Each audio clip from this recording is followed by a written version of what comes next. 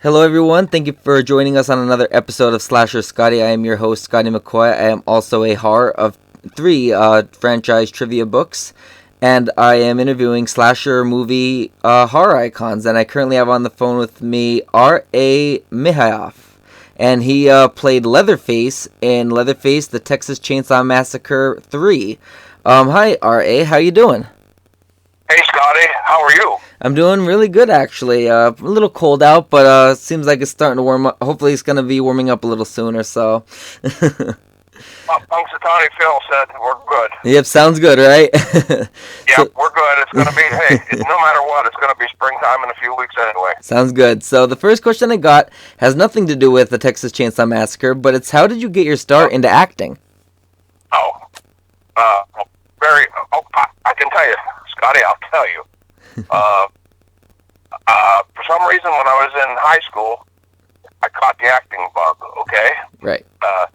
You had to be in 10th grade to be in the drama club at my high school. So, I don't know, somehow I just got the acting bug and I was chomping at the bit. And as soon as I got into 10th grade, I auditioned for the play that year. You know, we only did like one play a year in our school. And I auditioned for that play, got the lead role, and I was a superstar in my high school from then on. That's awesome. So that's how I got the acting bug. But then, Scotty, I got disillusioned with the whole educational system. Right. I tuned in, turned on, and dropped out. Well, I didn't turn on, but I tuned in and dropped out. Okay. Went out and, I went out and did all kinds of stuff, man. Traveled around the country, working oil exploration, working on the railroad, working in an iron foundry, all different kinds of stuff. And I was back home. When I was working on the railroad, I had a layoff, so I was bucking hay for a local farmer. Right. Whose wife just happened to be the head of our town's community theater. Yep. And where I'm from, you have a big farm. You have a big farm. We call it dinner.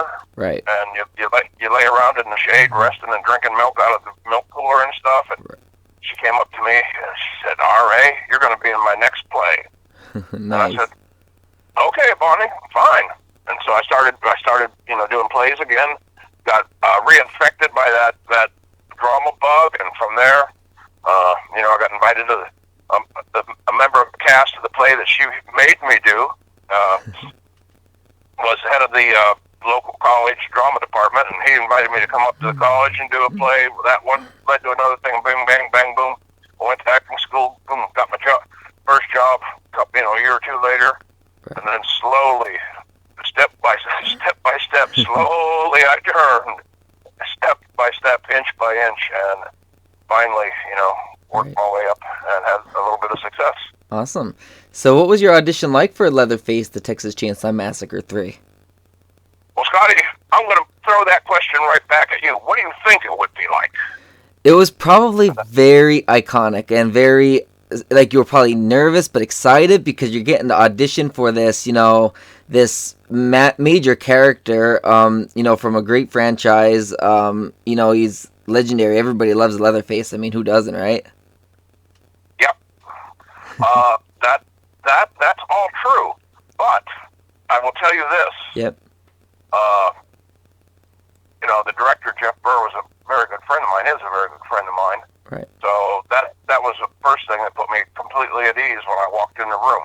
Right. Now, did I wear a bloody shirt and a tie and stuff like that? No. I went in a pair of cowboy boots, blue jeans, and a Hawaiian shirt, Sounds good, right? Yeah, and it was a very small room. It was director Jeff Burr, line producer Robert Engelman, and the casting director. Okay. And we sat and talked. Right. And just, literally, there was no miming a chainsaw. There was no anything like that. Right. We talked a little bit, and Bob Engelman looked at Jeff and said, "Is this the man you want for the part?" Jeff said, "Yes, it is." And Bob Engelman said, "Well, all right then." Awesome. That was basically it. Nice. Nice. So what was the best part about filming Leatherface, the Texas Chainsaw Massacre 3, and what was the worst? The best part was it was the culmination of all my dreams and fantasies and wishes and things like that. Right. In other words, when I was a kid, I used to sit around, lock myself in my room and read Famous Monsters of Filmland and Creepy and Eerie. Nice. And, all the Conan series, and anything that had a Frank Frazetta cover on it, I'd buy just because, I knew if Frazetta was on the cover, it had to be good on the inside. So, as a kid, I'm fantasizing, what would it be like to be, the werewolf, or what would it be like to be the Frankenstein monster, Right. or, whatever. And then as an adult, as I got, into the acting and as a business, well, of course, I wanted to get as high up the ladder as I could. Right. And I moved to Hollywood. I spent, several years in the regional theaters and things like that, honing my craft. And then I set my cap for Hollywood. I went out there with the absolute unassailable intention of becoming a movie star.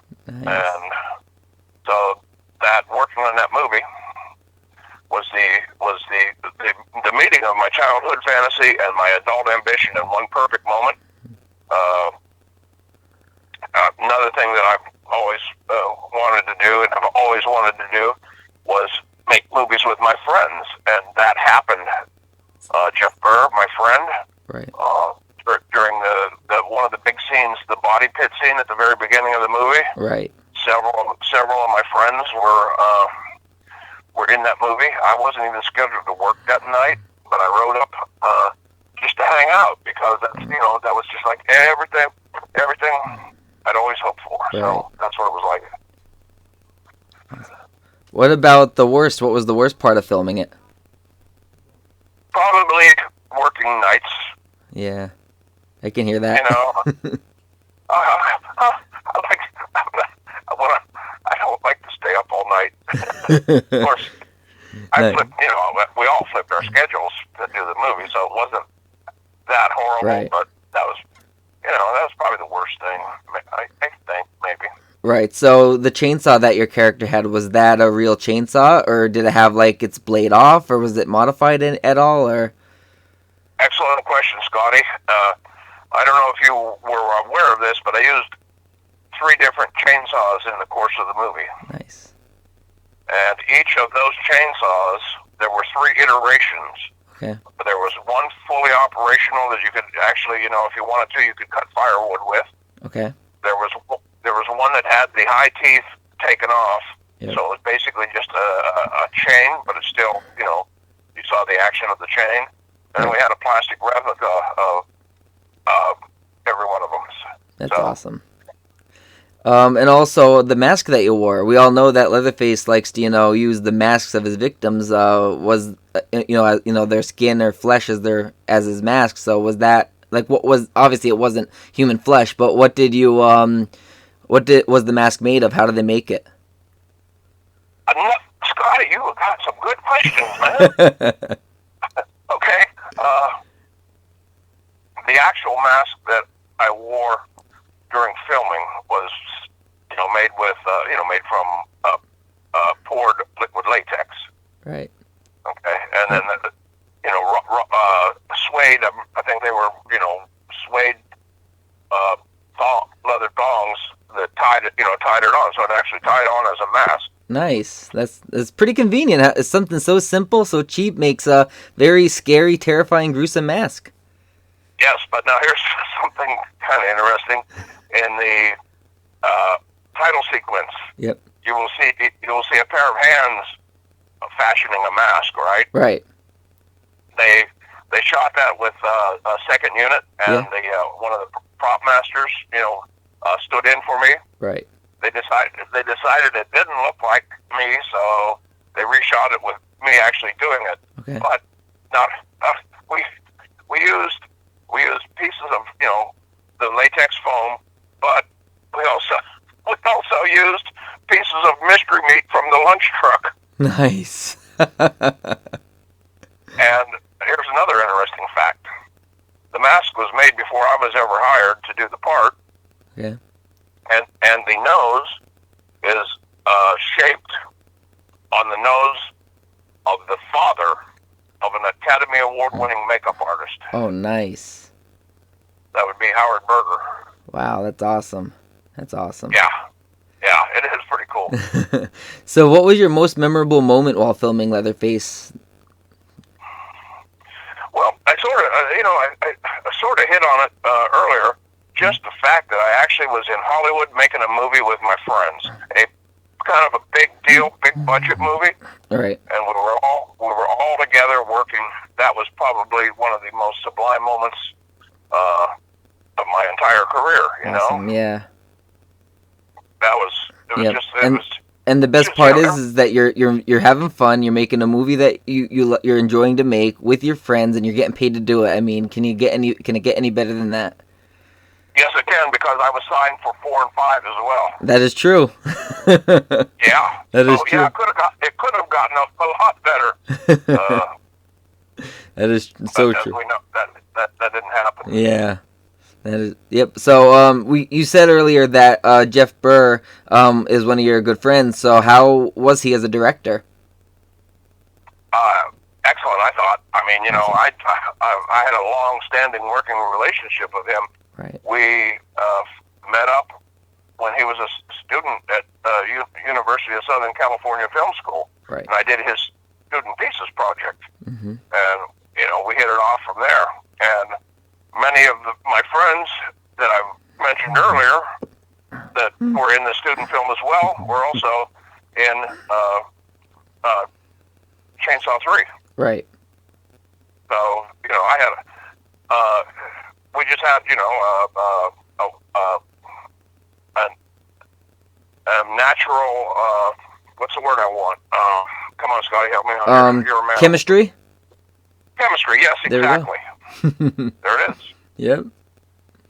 That's good. I mean, it's good to have a great director, somebody that you can take direction from, but also knows how they can deal with the cast members also on a set, because they have so much to do. Like, they have to get the film made, but they have to direct the cast. They have to make sure the script is followed. They have to answer sometimes to the producers. Like, it's so much going on.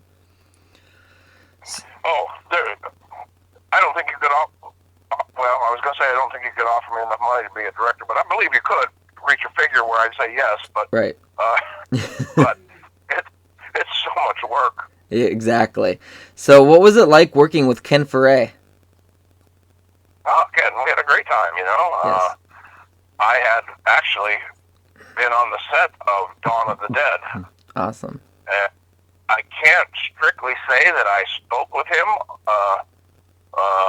but I remember him from, I watched some film scenes from Dawn of the Dead. Right. I'd gone down, that's when I wanted to be a stuntman, and I'd gone down to the Monroeville Mall to kind of like hustle up, a stunt job. Right. And it just didn't quite come to pass. But I do remember Ken from that, and how ironic is, 20 years later, how many years later, we're working together. Exactly. So what was the environment like on set? Well, Kane Hodder was the stunt coordinator. Right. And found out very quickly that Kane and I share a very similar sense of humor. So that's great. Kane and I were always, right, playing pranks on each other. We were always trying to outdo each other. One night we got in a big argument who had the bigger head. So we stormed into the wardrobe trailer and got out a tape measure. That is awesome. Just stuff like that, Right. And and to this day we still carry on like that every time we're together. Awesome. That is great. And he's such an icon in the industry. Obviously best known for Jason Voorhees in 4 films or so. And obviously he was in a lot of other, I can't think of the one that he was in also. I'm drawing a blank on it, but it's where I think the cover art might be where he's like getting electrocuted in the electric chair. Can't think of it. Prison. Yes, that's it. Yeah. Yep. So he's definitely a legend in the industry. Heard so many great stories about him too. I heard he's an amazing guy. I really would like to meet him someday as well. Oh, you haven't met him yet? Not yet. I know that I did reach out to his agent though for an interview, and he's too busy right now. But he said that get back to him maybe within by the end of the year, and his schedule might lighten up. Usually his schedule is lighter throughout the end of the year compared to the beginning and middle of it. Oh, there you go. Yeah, so we were together at a show last weekend. Awesome. Yeah, he does a lot of conventions usually throughout the spring and summer times. They said so. Yeah. So, what was it like working with Jennifer Bonco? Well, she was a little girl. She was 9 years old. Right. When we did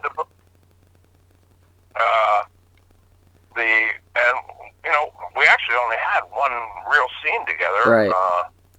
Where in the dining room. Yes. When she comes in with that little dolly, that's the only time. I think that is the only time we actually. You actually might be right about that. You might be right about that. I know I'm pretty sure, if I'm not mistaken, that she was your daughter in the film itself. If I'm not mistaken. Well, it was never defined. Right. You know, they left everybody's relationship kind of ambiguous. Right. Yep. And I have a funny story actually about her, because my parents, when they went to Hawaii the one year, and I found out she lived down in Hawaii, and she just added me onto Facebook, and I wasn't going along to Hawaii or anything, but I messaged her. And I asked her if she would be able to meet up with my parents, because I'm like a fan of hers. I loved her in Friday the 13th. So I asked her if it would be okay she get with them and they can get a picture together and that. She said, well, if they don't mind me looking gross, smelling gross, because she worked at that cafe place. I can't pronounce it right now, but she worked down there in Hawaii, and she met up with my parents told me that they couldn't meet up with her, and I'm like, oh Dad, come on, you have to meet up with her, and they're like, we can't, Scotty, we don't have enough time, and she's on the other island and whatever.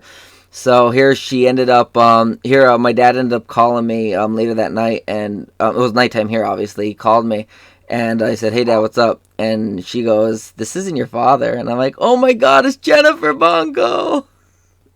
So, yeah, and then they got a couple pictures together, and that was so cool. Like that, she ended up, and she wrote, like, oh, that's it, the Hard Rock Cafe, that's it. Hard Rock Cafe. But she wrote on one of the I guess it was some type of mini advertisement brochure type thing that they have at the hostess table there, and she wrote a note on the back of that for me as well. So that was pretty cool. It was a good experience getting to talk to her. I did not expect to actually talk to her. If anything, I expected my parents just getting a picture. So that was pretty interesting and neat. So which kill in the film was your favorite and why? Oh, well, if you get right down to the brass tacks of the matter, I didn't kill that many people. That is true. You know? Yeah, that's true. Like, if you think about it, I guess you could say the whole family was, going around doing it, so. Yeah. I suppose probably my favorite and one of my few kills, actually, was impaling Tony Hudson on the tree branch and then slicing her with the saw. That was very, very gory and iconic. I like that. Oh, that is so tame compared to what was written. I know. I read that the MPAA actually, they actually cut down a lot of the movie. It was kind of like what they did with Friday 7, where they just totally raped the movie of all of its content. Not all of it, but you know what I mean. But compared to what was written and how it was filmed in that, it's just. Well, that particular scene that I just mentioned. Yep. It was written that I cut her from crotch to crown with the chainsaw, and her body falls, falls, splits apart. So. Right. That's crazy. Yes. Yeah. So the last question I got for you is basically about you. Do you have any future projects or anything you would like to promote to tell everybody about? Yes, I have one that I'm hoping will come out very soon. Okay. It's called Ride Hard, Live Free. Okay. It's a post-apocalyptic biker movie, All but right. do not conjure up visions of Road Warrior or anything like that. It's basically if you took motorcycle clubs from today Right. and followed them, 50, 75 years in the future, Right. after there's been some kind of societal collapse and the bikers are living out in the free zone. Right. So Okay. that's pretty cool. It stars me and Alvarez, as I like to call him. That would be Emilio Rivera. Awesome. So where would everybody? Go ahead. I said, where would everybody be able to see that at? Would it be like on Netflix streaming? Would it be in theaters or? I have a feeling that it will probably be in VOD or Netflix streaming or something like that. Okay. I doubt it has the scope and scale to command much theater time. Okay. Awesome. In a saturated market like we have now. Yeah, exactly. And if anybody else wants, like after this interview obviously airs, and if you're listening to this after it airs and everything like that, and his movie's out and everything, if you want to see what else RA is up to and you're a fan of his, want to see what else he's doing, you can check out his IMDb page. Do you have any social media you want to promote to let everybody know that they can follow you, give you a like? Yeah, I have a website. It's been under construction for about 10 years.